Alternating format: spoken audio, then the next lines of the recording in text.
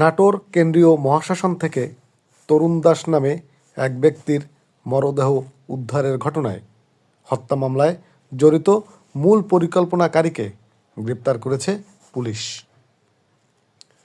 বৃহস্পতিবার চট্টগ্রাম থেকে তাকে গ্রেপ্তার করে পুলিশ।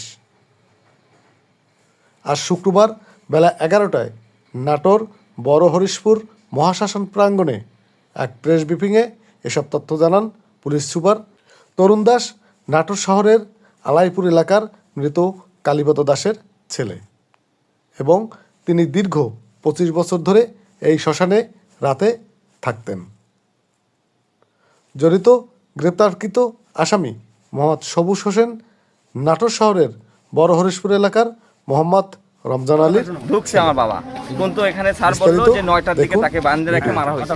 কিন্তু আসলে বান্ধে রাখলে একটা মানুষ শীতের মধ্যে কিন্তু সে মারা যাবে না। আমার বাপ কিন্তু দীর্ঘ 25 বছর এখানে ছিল।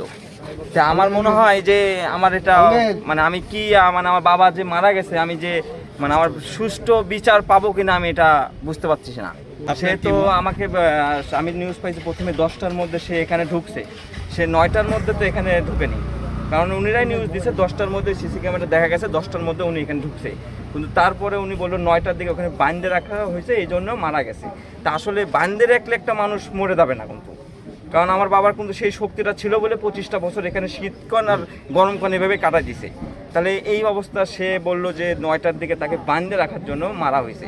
তাহলে আমার এটা তাদের মানে আমি আইনের কাছে এটা আমি ওই যে পাশে আর একটা রুম আছে, ওই রুমে দেখছি কিছু থালাবাটি অনেক প্লেট আছে, সেগুলো নেয় নাই। কিন্তু ওই যে যেটা কাঁসার থালা প্লেট বাটি এখান থেকে 10-12টা প্লেট বাটি নিয়েছে মর্মে তারা জানে।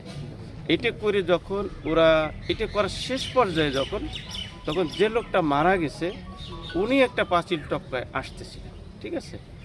তা আসলে তখন ওরা দেখে ফেলে দেখেই ওই লোকটা আবার ব্যাক করে চলে যাচ্ছিল, যিনি মারা গেছেন ব্যাক করে চলে যাচ্ছিল। তখন ওদের ভিতরে সন্দেহ হয়েছে যে আমাদেরকে দেখে যখন চলে যাচ্ছে তখন চিল্লা পাল্লা করে বলে দিবে, আমরা তখন ধরা পড়ে যাব। তখন ওকে ধরে বাঁধে এই হাতের কাছে এই যে কিছু ছেঁড়া কাপড় টাপড়, এখানে হয়তো কোনো অনুষ্ঠান হয়েছিল, ছেঁড়া কাপড় রশি টসি যা পাইছে ওইটা দিয়ে মুখ বাঁধছে, হাত বাঁধছে, পা বাঁধছে, বেঁধে রেখে চলে গেছে তারা।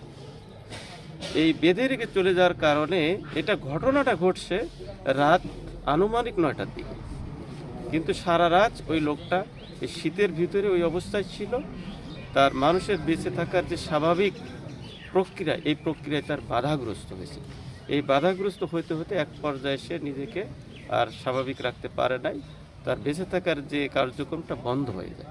বন্ধ হয়ে গেলে সে লোকটা মারা যায়। পরবর্তীতে পরের দিন তো 10টা-11টার দিকেই মনে হয়, 10টার পরে জানা যায় যে সে লোকটা মারা গেছে। সেটা তারপর তো আমরা সবাই জানলাম।